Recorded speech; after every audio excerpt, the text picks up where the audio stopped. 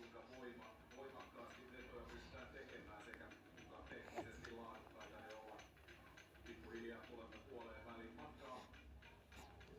Ja Romania edelleen